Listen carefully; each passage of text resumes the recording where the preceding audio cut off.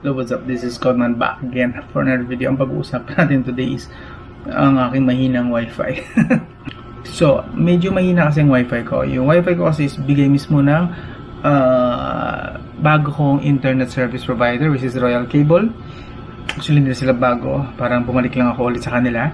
Second account ko. So, yung nga lang, binigay nilang router, hindi kaya yung multiple devices. Medyo naghihingaluan. Madalas napuputol eh. Yung continuous ka naglalaro, napuputol kalagitnaan. Malakas sana, mas mabilis. Kaso hindi niya kaya na maraming devices. Sa akin pa lang, 2 smartphone na. Isang tablet, tapos isang computer. Tapos sa baba, mayroong mga 4 hanggang 5 smartphone na kumukonek din sa kanya sabay-sabay Netflix, so on and so forth. So, medyo nahihirapan ang aking router. So, I decided na kumuha ng router na kaya yung multiple users ng sabay-sabay. Yung merong MIMO support. MIMO means multiple input and multiple output. So, yun. And siguro medyo bago-bago naman din ng konti na technology. Yung medyo malakas ang processing power na router. Yes, mga router ay meron ding processing power. So, as usual, nag-check ako sa Banggood kung meron ako mahahablot doon na medyo mura at good performance at mamimit niya yung hinahanap kong specs or at least uri ng router. Hindi ako expert sa mga specs ng router since I am not really, para sa akin dati, router pare-pareho lang dati. Konti lang ang alam ko sa kanila. So, medyo nag-research ng konti and I end up dito sa Redmi router na ito. See? Kita nyo ba? Yeah. This is Mi Redmi AX3000 Wi-Fi 6. Although alam na akong Wi-Fi 6 pero supported niya kasi ang multiple input and multiple output. So, tapos dual core din siya, dual band, 2.4 and 5 GHz. May support din siya sa Wi-Fi 6 pero hindi ko magagamit siguro itong Wi-Fi 6. I don't think meron akong device na merong Wi-Fi 6. So, yun. And finally, dumating na siya. So, ito. Unbox natin, okay? So, ito na nga. Dumating na ang aking Redmi AX3000. Kita nyo ba? AX3000 and Wi-Fi 6. Pero, wala akong Wi-Fi 6. I don't think meron akong Wi-Fi 6 na device or smartphone. So, hindi ko magagamit itong feature na ito. Pero at least future-proof na ako. Pwede ko siyang ihanda for maybe next year. Magkaroon na ako ng smartphone like Samsung and ano ba may mga Wi-Fi 6 na mga smartphone. Mga flagship mostly merong Wi-Fi 6 na signal. So, gusto ko sana basahin sa inyo kung yung specs but as you can see, these are all Chinese, written in Chinese. So, I don't know how to read this. Ito, naiintindihan ko ng konti. Base dito, yung naunang model down nila na AX1800 is dati 1.2 gigabits per second lang. Itong version na to, ito is hanggang 2.4 gigabits. So, 2 times na mas mabilis at kaya niya ang, yun nga ang MIMO na feature, yung multiple input and multiple output. Which is kailangan ko kasi ang daming devices dito, ang daming mga may smartphone dito, and iisa lang router at mukhang weak din ang kaya ng router. So, I hope makatulong ito. Unbox muna tayo saglit. Ooh, okay, nice. Okay, ano ito? Ito ay ang LAN cable. Ang kanyang power brick. Okay, 4 ang antena. Nice. Paano ba to? So, ito na po yung item. Meron ditong literature in Chinese. Wala bang English? My God. So, yan. Itong 3 lang ang kasama sa box. Yung mismong router, yung LAN cable, and power brick. So, check-in muna natin saglit bago natin i-test. Gusto ko na itong i-test actually. Ngayon lang ako magkakaroon ng router na 4 ang antena. Yung mga pinakamalupit ko ng router is 2 lang antena and that was last year. Wala na yun. Dinispatch ako na yun. And yung gamit ko ngayon, 1 lang ang antena, I think. Tama ba? Basta ganun. Basta mahina, weak. So, base rito, base dun sa nabasa ko sa kanyang website, kaya daw 4 ito is 2 para sa 2.4 GHz na Wi-Fi signal na frequency. And the other 2 is for the 5 GHz. So, sa mga gilid niya, okay, wala. Ito lang. Sa likod lang meron. So, merong 4 na LAN port. Hindi. 3 LAN port at 1 WAN. Tapos, supported po niya ang mesh. Ayan po, mesh po nandyan. So, pwede siya sa, kung gusto mong gawing network ang bahay mo, smart net. Kung gusto mong gawing smart ang iyong bahay, parang smart house, basta yung kukonect mo lahat ng mga router para and mga devices para makontrol mo ang bahay mo. So parang ganoon. Hindi ko pa nagagawa ito kasi hindi pa naman ako ganun kayaman. Ako si boy tipid. So, and the power port. Ito naman yung reset na butas. So, susundutin mo to ng karayom, I guess. So, yun. Yun lang ang meron sa mga gilid. Sa taas, system and tsaka internet. So, yun, dalawa lang indicator. Nakita nyo ba? And the Redmi name. Sa baba, andito yung 2.4 GHz, 5 GHz na mga Wi-Fi SSID or pangalan ng Wi-Fi, serial number, and the MAC address. Bali, ang power delivery pala ng power brick na yon is 12 volts, 1.5 amp. So, yun lang detalye dito. Kung mapapansin nyo, butas yung ilalim. So, good to. Para sa akin, good ito para makasingaw na maayos ang router just in case na walang patayan. Which is, most of the time naman, bihira naman magpatay ng router ang mga user na kagaya ko. Alis na lang kung paalis-alis kayo ng bahay and kailangan ito rin magpatay. Pero ako kasi, hindi naman ako naalis ng bahay. So, halos hindi nagpapahinga sa akin ng router. So, and sa taas din, ganoon din, nakakasingaw. So, talagang, well, makakaikot talaga na maayos ang hangin dito. So, okay yan. By the way, basic specs nga pala nito, just in case na hindi ko pa nasabi. Punta ko na lang yung website. Ang processor nito is IPQ 5000 dual core. That's 1 GHz na dual core plus isang neural acceleration engine which is single core yon para yun sa pag-broadcast ng network. 1 GHz din NPU.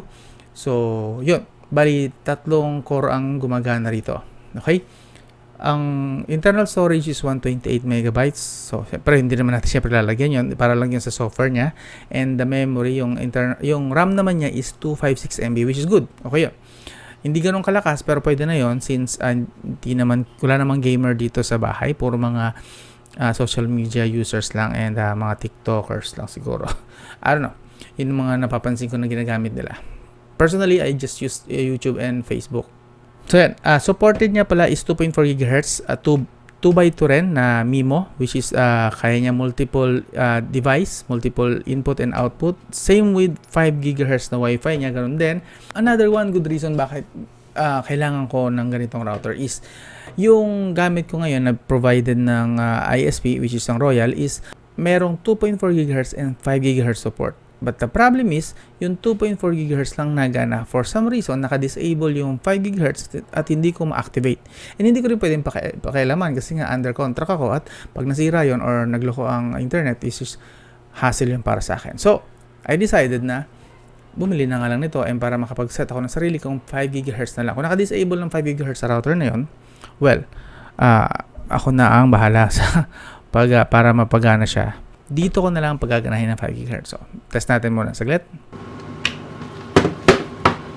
Bago tayo mag-start, i-speed test ko muna yung speed na binibigay ng current Wi-Fi router ko na provided na ang ISP ko na Royal Cable. So, speed test muna natin kung ano ang kaya niya, basically. Okay, hopefully mataas kahit paano may panlaban. So, umiikot ako ng 34.35 point something Mbps. Okay, this is a 2.4 GHz lang na what you call this, na signal ha.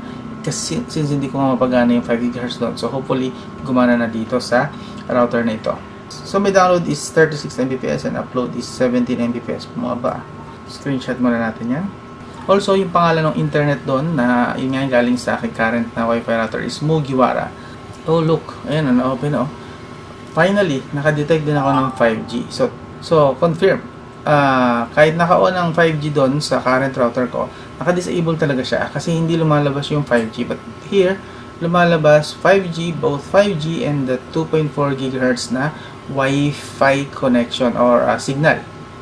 So, tetest natin. Since malayo, hindi pala abot ang aking LAN cable, lalagay ko na lang doon, makikita na lang natin yung test. Okay, wait lang. Isa-set up ko lang doon, mas malapit sa router.